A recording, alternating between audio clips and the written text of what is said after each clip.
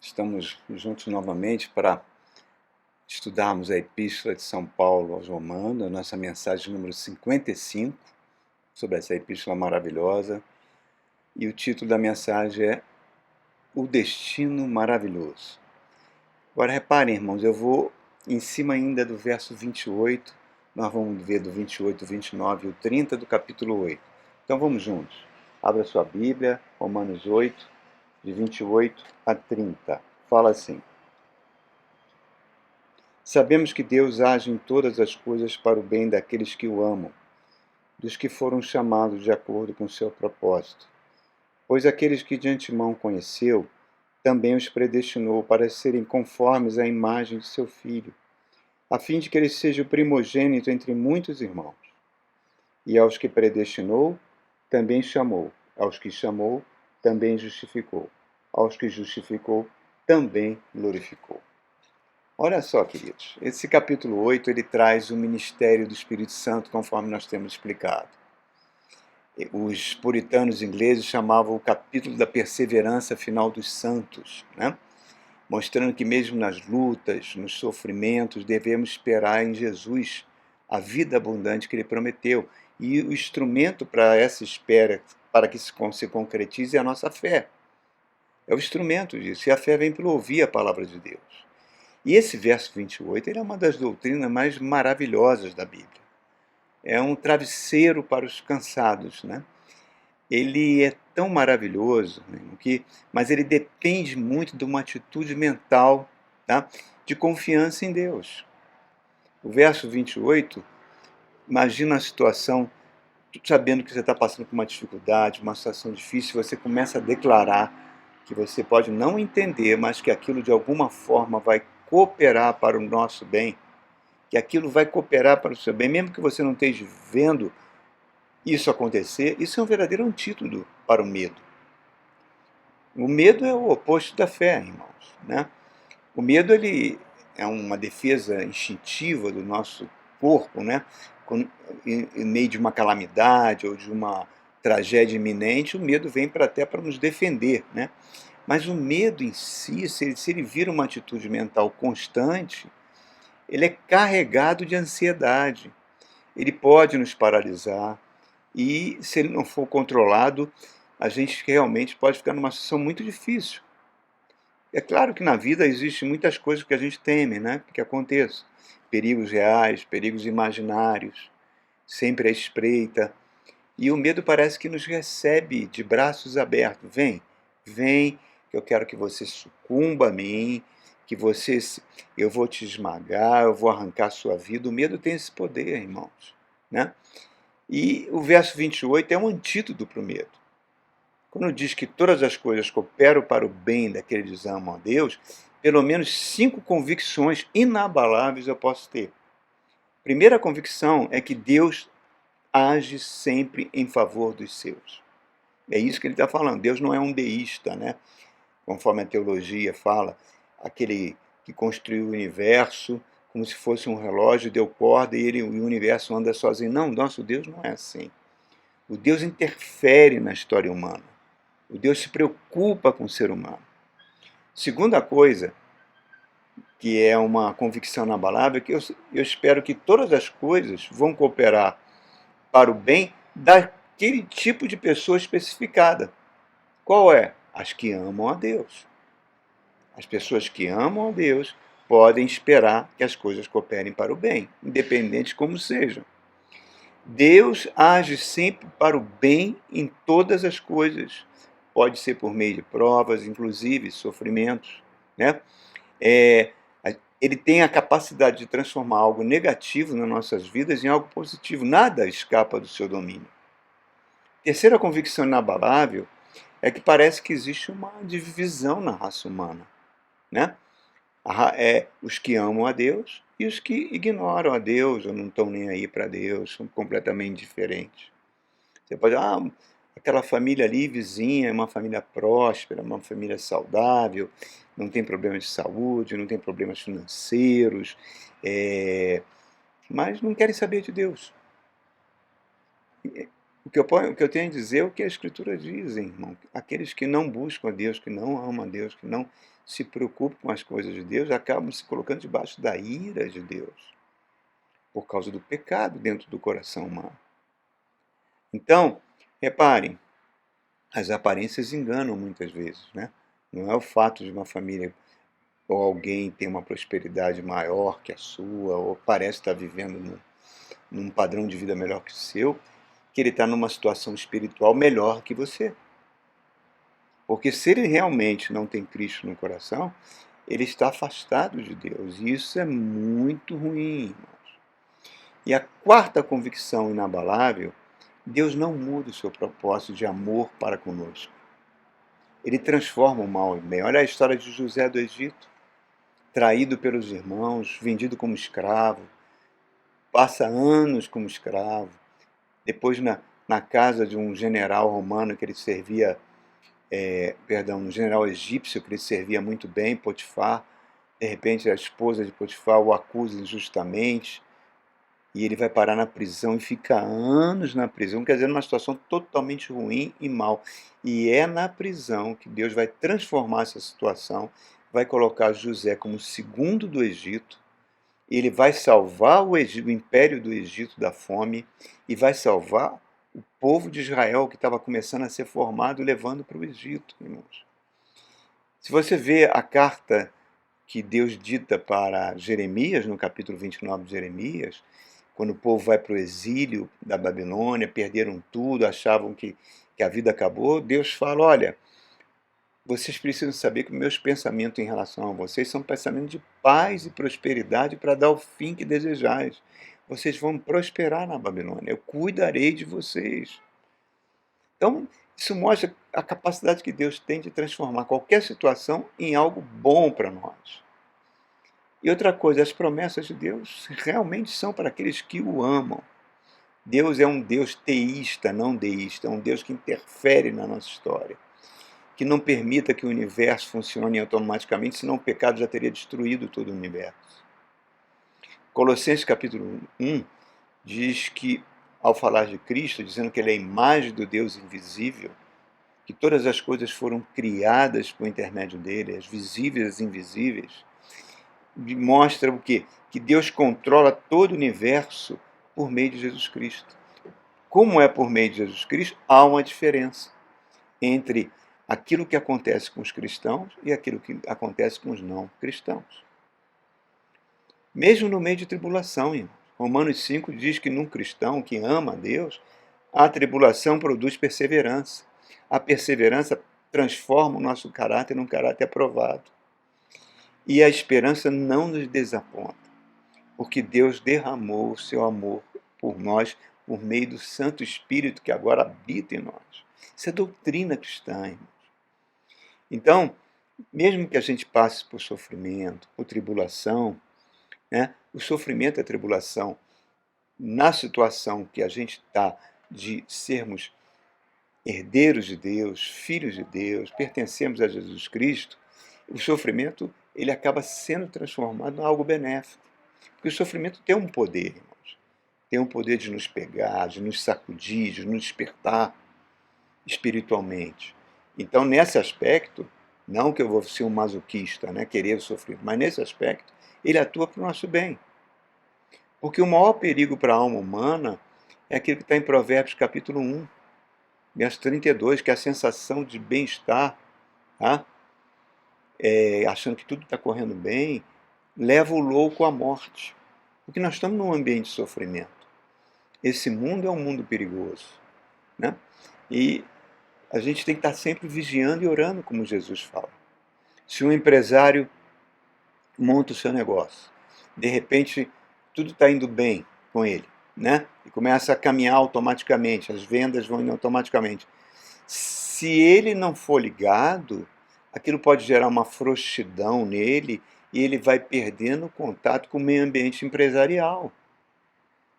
E acaba caminhando para a falência, porque as coisas se renovam o tempo todo, tecnologias vão surgindo, precisa estar constantemente atualizado. Isso é semelhante à vida cristã. Satanás ele tem a capacidade de tirar vantagem quando a gente pensa que tudo está caminhando bem. porque a vida cristã fica automática, você vai perdendo pouco a pouco o espírito de ovelha, você começa a ver defeitos na igreja, começa a ver defeitos no pregador,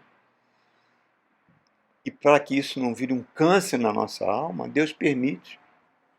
Não é que Deus envia, porque o mundo já tem isso, mas Deus permite que a tribulação corrija essa tendência na nossa alma, no nosso ser, para evitar esse câncer, irmãos.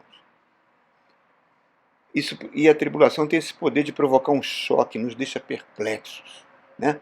Nos leva a pensar por que isso está acontecendo. Só levar você a pensar, meditar, buscar Deus em ação, já mostra que é bem melhor do que como estava antes da aprovação chegar. Nós vamos ficando cada vez mais sensíveis ao mundo espiritual. Não é uma analogia aqui, de repente você tem aquela dorzinha te incomoda há muito tempo e você nada de procurar um médico. Um dia aquela dor se torna insuportável. Aí você vai no médico, o médico fala, mas por que você não me procurou antes? Por que você permitiu chegar nesse ponto, né? Por quê? Porque a dor compeliu ele a fazer isso. É a mesma coisa que a tribulação faz. Ela corrige essa tendência que nós temos, tá? de nos acomodarmos, de levantar. Nós precisamos levantar a mente e encarar a situação realmente como ela é, quando ela surge na nossa vida. Porque ela vai revelar nossas fraquezas, ela vai revelar nossas fragilidades e até a nossa pecaminosidade, irmãos. Então a tribulação tem essa função. O diabo não quer que você perceba isso, nunca, tá? Porque ele quer que você desenvolva uma confiança carnal, uma soberba. E Deus não quer que isso aconteça conosco, isso seria a nossa perdição. Então, quando a gente está no meio de uma luta, de uma tribulação, vem uma percepção exata daquilo que nós realmente somos e que o nosso ego mascara. Eu ouso dizer, irmão, não é sadio, não é masoquismo, não, mas eu ouso dizer que às vezes a gente precisa passar por isso. Meu apóstolo Paulo, na segunda carta aos Coríntios, os coríntios estavam maltratando ele, dizendo que ele não era um apóstolo legítimo, que ele era forte só nas cartas, mas não era presencialmente. Quer dizer, foram levando o apóstolo Paulo a escrever algo, né, para se defender. Ele não queria fazer isso. Ele fala, eu não sou apóstolo inferior a nenhum desses, não. E eu vou lhe dizer que há 14 anos atrás, eu não sei se na carne ou no espírito, eu fui arrebatado ao terceiro céu. Eu vi coisas fantásticas, vi coisas indizíveis, coisas que nunca foram escritas por ninguém. Eu tinha tudo para ser soberbo por causa dessa visão. Mas para que a soberba não tomasse conta da minha natureza, um espinho na carne foi colocado. A gente não sabe o que é, né? Mas ele fala como se fosse um mensageiro de Satanás, um demônio que todo dia me esbofeteia. 3 vezes eu pedi a Jesus Cristo para tirar isso de mim. E Jesus falou, não vou tirar, Paulo. Não vou. Eu não quero que você se ensoberbeça com a grandeza dessas revelações que você teve. E quanto mais fraco você se sentir, mais o meu poder vai te aperfeiçoar. Aí Paulo, diante disso, ele tem uma percepção espiritual tão forte, né? Que ele fala, eu passei a dar graças a Deus pelas provas que eu passo. E quando eu sou fraco, aí é que eu sou forte, porque Jesus está atuando em mim. Tem um versículo no livro do profeta Miqueias, no capítulo 6, no verso 8, que resume tudo que Deus quer de nós. Primeira coisa, está escrito assim, assim diz o Senhor, ó homem. Você pode botar esse homem, o seu nome. Eu posso botar o meu, ó Wagner. Tem 3 coisas que o Senhor pede de você. Primeiro, pratique a justiça. Seja uma pessoa honesta, uma pessoa correta. Correta no lidar com as finanças, correto no lidar com o seu próximo, correto para não cometer, não seja corrupto, não se corrompa de forma nenhuma. Quer dizer, seja uma pessoa que ame a justiça. Segundo, ame a misericórdia. Tenha compaixão do próximo, daquele que está numa situação pior do que a sua, né? É que você não gostaria de trocar de lugar nunca com ele. ame a misericórdia, seja uma pessoa misericordiosa. E a terceira coisa que Deus nos pede é que a gente ande humildemente na presença do nosso Deus. Humildade é fundamental, irmãos, porque Deus abomina a soberba. Soberba é um demônio espiritual. Ele vem, entra no nosso ego e faz a gente cometer muitas bobagens, muitas coisas tristes. E reparem, João Batista, chegaram para ele e falaram: João Batista, aquele homem que você batizou, era Jesus, agora, olha, está um monte de seguidores atrás dele, inclusive muitos discípulos seus estão te abandonando para seguir ele. O que João Batista fala? Olha, ninguém pode receber nada se do céu não for dado. Convém que ele cresça, que eu diminua. Coisa tremenda, irmão. O profeta Daniel, na corte do rei Nabucodonosor, no auge do império babilônio, Nabucodonosor tem um sonho. E esse sonho deixa ele muito perturbado. E ele chama todos os magos da Babilônia, e dessa vez ele conta o sonho, porque no capítulo 2 ele não conta, queria que os magos adivinhassem. Agora ele conta.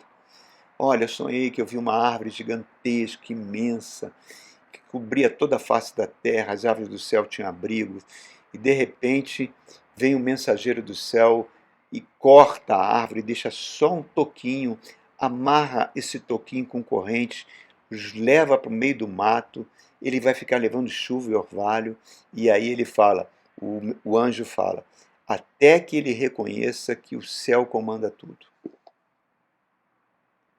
que significa esse sonho? E os magos não conseguiram interpretar. E aí ele, então manda chamar Daniel. Daniel vem, o rei conta para ele o sonho.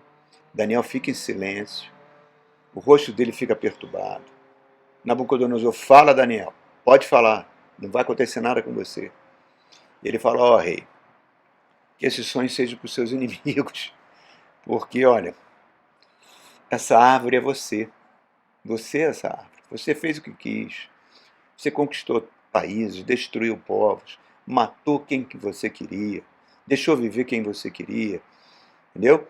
Mas você está ficando tão soberbo que você acha que isso é com o seu poder.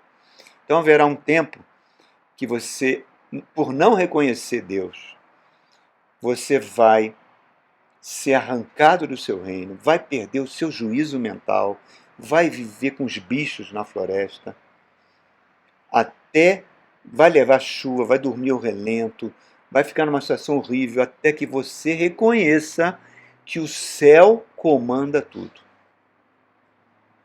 Nabucodonosor ouviu aquilo, mandou Daniel embora. Passaram-se 2 anos. Nabucodonosor está lá nos jardins suspensos da Babilônia e começa a ver aquela maravilha e fala, eu fiz isso tudo, eu conquistei tudo isso. Naquela mesma hora, vem um anjo do Senhor, toca no rei, ele perde o juízo, ele é arrancado do seu trono, ele vai viver como um bicho na floresta, unhas crescem, barba cresce, cabelo cresce, perdeu a consciência completa, debaixo de chuva, debaixo de orvalho, até que um dia ele reconhece que é o céu que comanda tudo. Quando ele reconhece, fica de joelhos, pede perdão a Deus, tudo é devolvido de volta, o reino inclusive. Então reparem, irmãos, a tribulação e o sofrimento, eles vêm para corrigir essa tendência que o nosso ego tem, né? De não querer ser humilde, de querer achar que a gente é que está por cima da carne seca. Aí o Espírito Santo vem agir. E quando ele agir, ele permite que a disciplina de Deus nos atinja. E a gente geme, né? Aí a gente volta a depender mais de Deus, a gente passa a orar mais, passa a descobrir. Aí nesse relacionamento com Deus, você vai descobrindo coisas de Deus que você nunca havia percebido. Você vai crescendo na graça e no conhecimento de Deus. E muitas vezes esse crescimento é doloroso, irmãos. É sim. Hebreus capítulo 5, o autor Hebreus vira para os hebreus convertidos e fala, olha, eu queria dar alimento sólido para vocês, mas não posso. Vocês não passam de bebês na fé. É briguinha aqui, é fofoca ali, é rixinha ali. Vocês não crescem. E por não crescerem, vão continuar tomando leitinho. Porque as riquezas de Deus, a gente só conhece no meio de sofrimentos, no meio de lutas, que a gente vai conhecendo o amor e a graça de Deus, a sua bondade, a sua ternura, o seu carinho, o seu caráter, o seu coração amoroso.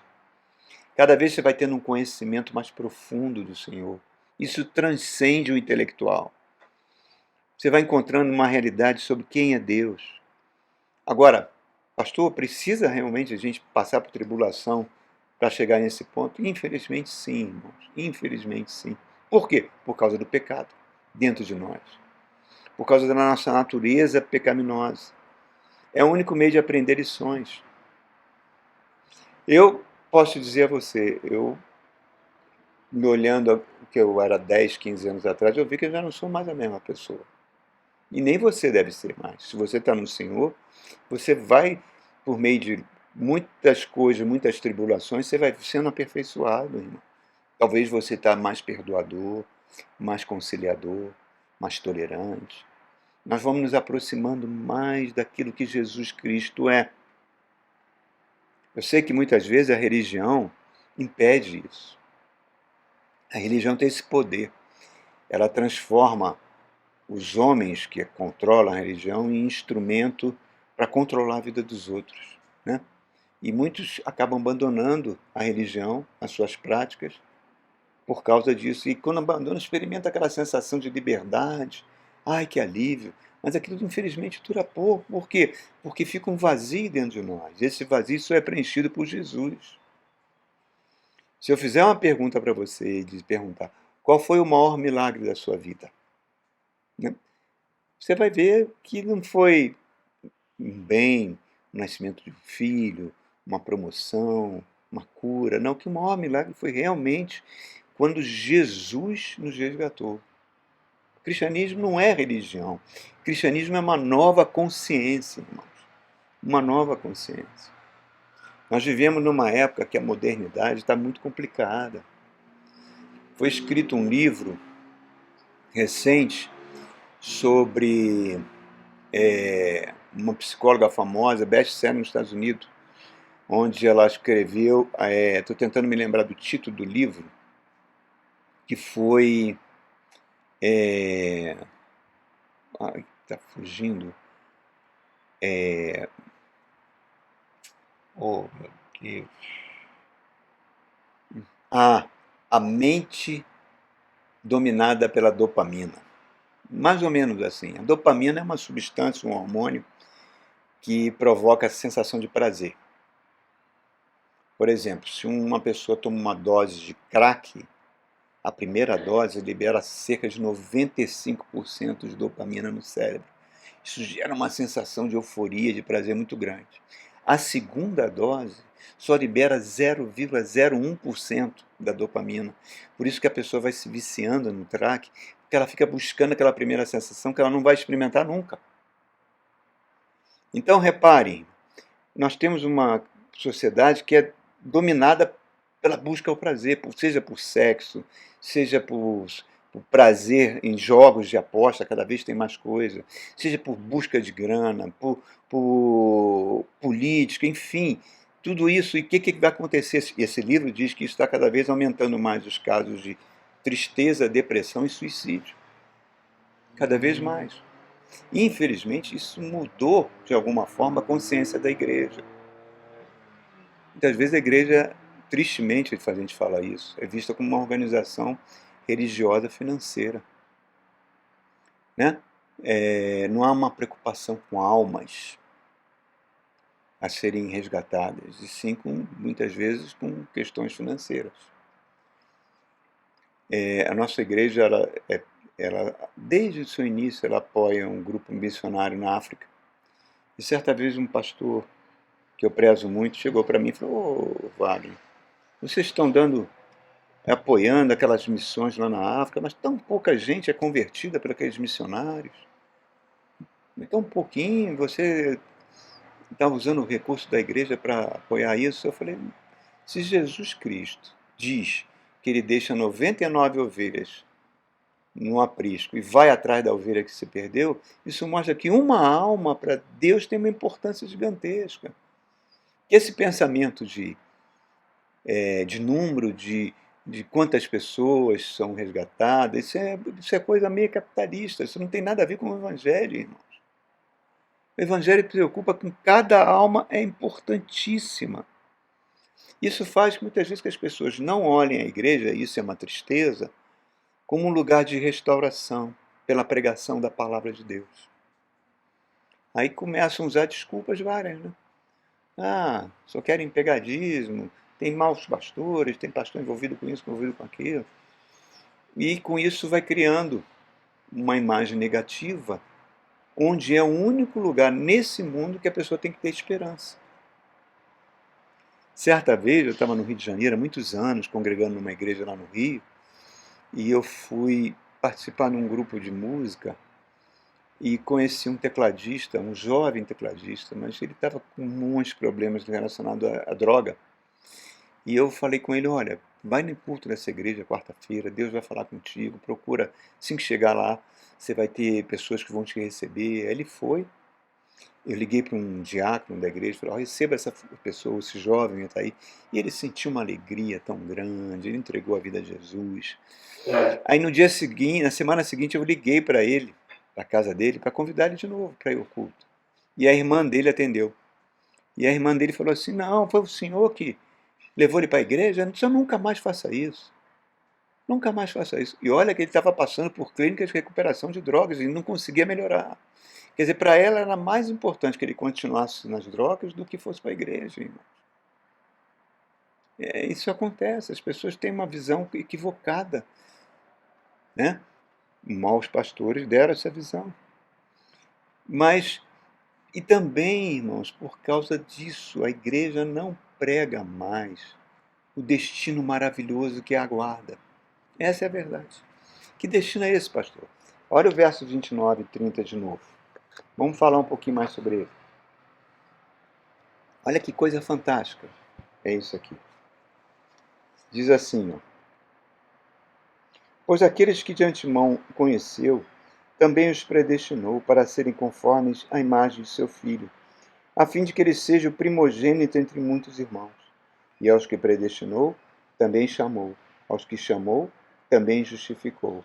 Aos que justificou, também glorificou. Que coisa fantástica é isso, irmãos. Isso é uma declaração que o Evangelho faz da vitória de Jesus Cristo na cruz, né? É uma declaração que nós seremos iguais a Jesus Cristo hoje. Por isso que ele é o primogênito. É uma nova raça. Nós teremos o corpo que Jesus tem, o corpo de glória. Não haverá mais doença nem morte. Jesus é o primeiro dessa família santa. Colossenses 1 diz que nós somos transportados do reino das trevas para o reino do seu amor, por meio do corpo da carne de Jesus. Ele nos resgatou. Éramos inimigos em nosso entendimento por causa das nossas obras malignas, ele nos resgatou. E à medida que a gente vai ouvindo a palavra e botando a palavra com prática de vida, nós vamos construindo a nossa casa sobre a rocha. Aí pode bater vento, pode bater mar sobre essa casa, a casa não ruim. Quer dizer, o que isso significa? Pode vir a tribulação que for, pode vir o problema que for, nós não seremos destruídos. Podemos sofrer, podemos ficar abalados, mas continuaremos de pé. De pé, irmãos. Isso se cumprirmos aquilo que está em Tiago, capítulo 1. Não ser apenas um ouvinte da palavra de Deus, mas um praticante da palavra de Deus. Praticar a palavra é defesa contra ataques malignos, é a defesa contra doutrinas loucas de homens que nós tivemos aí na época do Covid, quanta coisa horrorosa aconteceu com a igreja. Era falsos apóstolos pedindo dinheiro, vendendo feijão contra o Covid. Eram falsos pastores que ungiam armas em púlpito. Eram falsos pastores que pediam oferta que a pessoa ia ganhar um quinquilhão de dinheiro. É tanta coisa nojenta, irmãos. Desculpe falar esse termo. A gente vê essas bancadas evangélicas, é um horror. Um horror. Partidos que ficam fazendo emendas para poder tirar dinheiro do saneamento básico, tirar dinheiro da educação para poder atender seus feudos, e muitos desses são pastores, irmãos. É uma coisa muito triste. Jesus faz uma advertência para a gente muito séria. Ele fala que nós estaremos, teremos um grande banquete nos aguardando no céu. Mas corremos o risco de ser chamado, mas não ser escolhido. Ele fala isso também na parábola do joio e do trigo. O joio e o trigo crescem juntos dentro da igreja. Um está com um destino maravilhoso, outro está com um destino para ser queimado. Em Tessalonicenses, Paulo diz que quando Cristo voltar, seremos nosso corpo de glória, mas haverá pessoas que não terão um corpo glorificado, que não serão arrebatadas. Já pensou se a gente pertencer a esse grupo, irmãos? O grupo daquelas 5 virgens que não tinham óleo quando o noivo chegou, na parábola das 10 virgens. Isso é coisa pior que tem, irmãos. Irmãos, olha só. Nós estamos vivendo uma idolatria muito triste, mas dentro de muitas igrejas. Uma idolatria com relação a Israel. Pessoas que apoiam financeiramente a construção do terceiro templo. Um lugar, o primeiro e o segundo templo, era um lugar de sacrifício de animais. Quer dizer, querem reviver uma prática que Cristo já abominou, terminou na cruz do Calvário. Jesus é o último sacrifício. E eles querem, o Instituto do Templo de Israel arrecada dinheiro para construir o terceiro templo no lugar daquela mesquita da Cúpula Dourada. Quando eu estive em Israel em 2008, eu assisti algumas palestras de judeus messiânicos, judeus que creem que Jesus é o Messias. E eles falaram que aquela passagem que está no livro de Ezequiel sobre a guerra de Gog e Magog, que seriam algumas nações que atacariam Israel de forma terrível, e que o próprio Deus iria defender, destruindo Gog e Magog. Eles creem, os rabinos, que isso é a última guerra do mundo. É o Armagedon, depois o Messias voltará em glória. Não, mas os rabinos messiânicos não entendem assim. Porque Gog e Magog significa alguns países atuais, por exemplo, o Irã, a Rússia, a China. Olha que país, e Turquia também. Países que têm um ódio tremendo contra Israel. E que podem provocar uma guerra terrível. E essa guerra vai acontecer. Praticamente aí o islamismo vai perder sua força nessa guerra, porque eles serão derrotados. Vai surgir o anticristo. O anticristo vai ser exaltado pelo povo judeu porque vai construir o terceiro templo.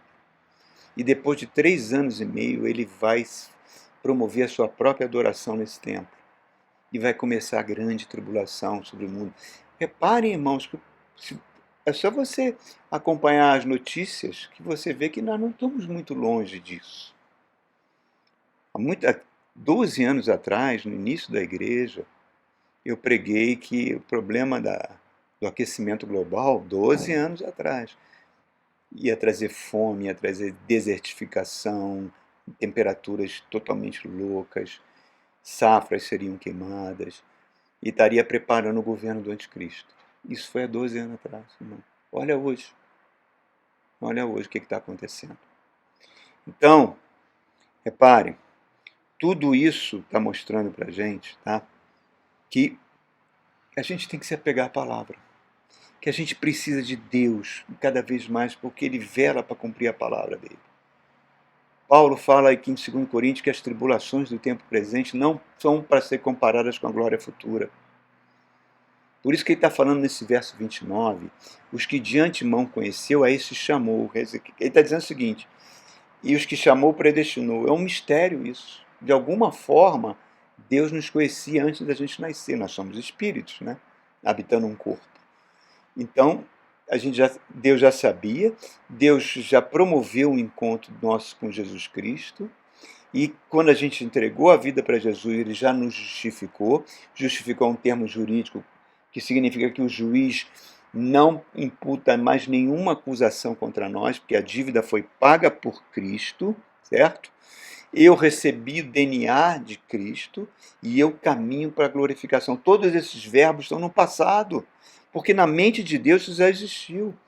1 Coríntios capítulo 15 diz que ele veio formar uma nova raça pelo seu espírito. Calvino escreveu as Institutas e faz uma declaração: o Filho de Deus se fez homem para que pecadores se transformassem em filhos de Deus. Então, reparem, queridos, como tudo isso está caminhando para um destino maravilhoso. Efésios capítulo 1 diz que nós caminhamos para a perfeição que vai acontecer na volta de Jesus.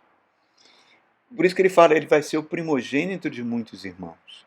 É lindo demais, a morte foi vencida, o corpo será um corpo novo. A morte para o cristão é como se fosse uma porta giratória, que ele atravessa e dá de cara com o seu destino maravilhoso. Ser como Jesus é. Na mente de Deus, isso tudo já aconteceu. Todos os verbos estão no passado. Enquanto isso, o que está fazendo o Espírito Santo de Deus? Nos preparando para o nosso novo lar.